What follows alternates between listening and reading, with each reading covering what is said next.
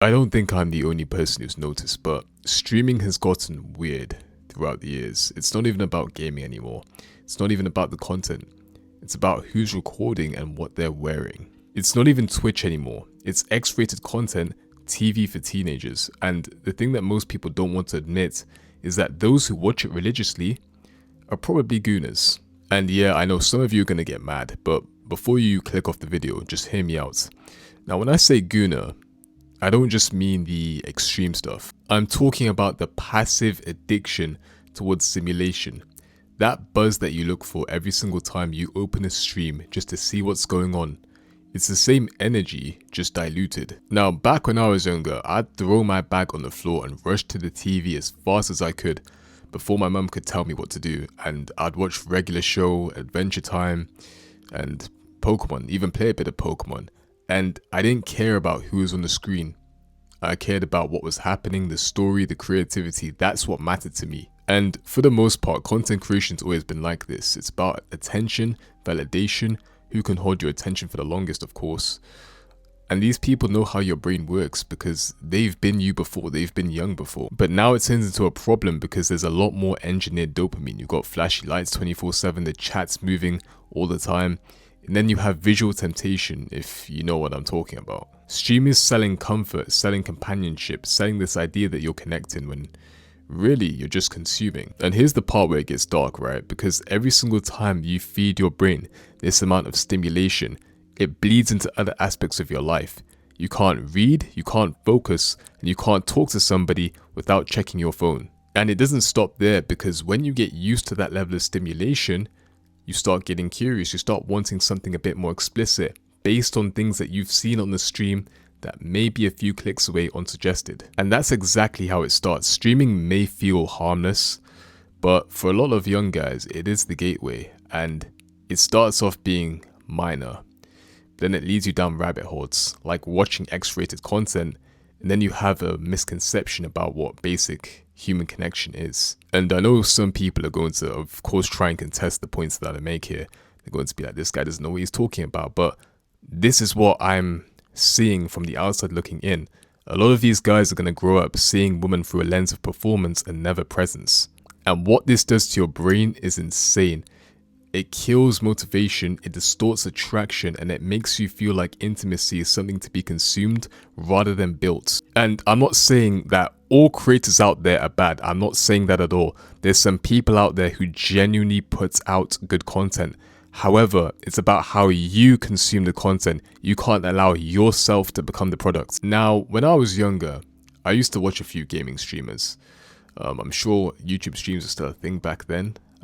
They were on the up and coming, but gaming was the main category of streaming. So I used to tap into that. And whilst I was studying, I'd put that on as background noise and convince myself that it was only background noise. Of course it wasn't. And I didn't even realize that time flew by. Hours would go by. I was glued to the chat because people were saying funny things, and we'd all wait in anticipation of something entertaining happening whilst the day goes by and we don't even realize it.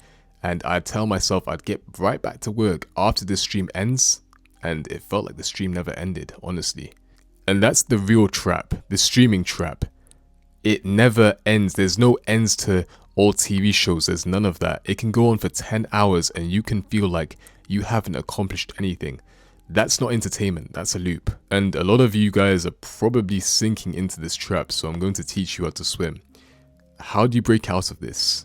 You replace stimulation with substance. You need to do things that start making you feel alive again and not just entertained. You can go to the gym. Everyone can go to the gym. And if you don't want to go to the gym, you can just do push-ups in your house. You can train, sprint, whatever it is. You can do all of that stuff within the comfort of your home or within close distance of your home.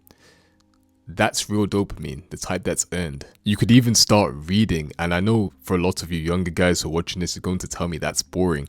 But your attention span will thank you. Trust me, it's so beneficial towards you. You can even call somebody up who you haven't phoned in a while and just go for a walk. Something simple just to get you out of the house. And if you do all of these things correctly, your mind starts to recalibrate.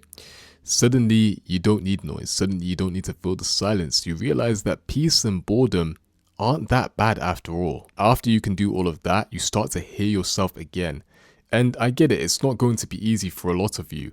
Everything that we've been raised on is built on stimulation. TikTok, YouTube, Twitch, Instagram. It's all designed to keep us hooked. But the difference between an average person and a winner is the winner, he learns to control it, whilst the average person stays in the loop. The thing is, guys, you can turn streaming into a tool rather than a trap. You can simply start off by watching creators who are actually going to teach you something. And then after you've earned it, you can watch something entertaining. Just like having dessert after having a meal and not for breakfast. And here's the thing, right? You don't have to quit cold turkey. You don't have to quit forever. I don't want people to have the misconception that self-development content is just deleting the harmless parts of yourself. No, it's not about that. It's just about setting boundaries and starting with boundaries. 30 minutes max, no streams. Just gym, work, and studying. If you can do that, you can gradually start to increase the time, and over time you'll find yourself being a lot more productive.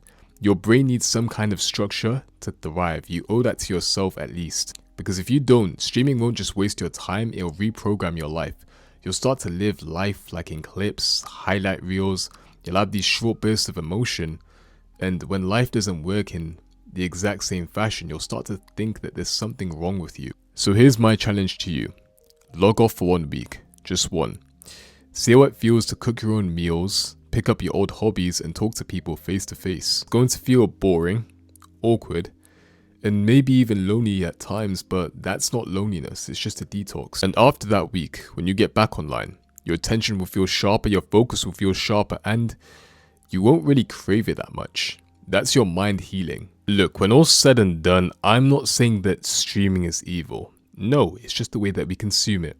If you're constantly consuming and not creating, if you're constantly entertained, you'll never have space to grow.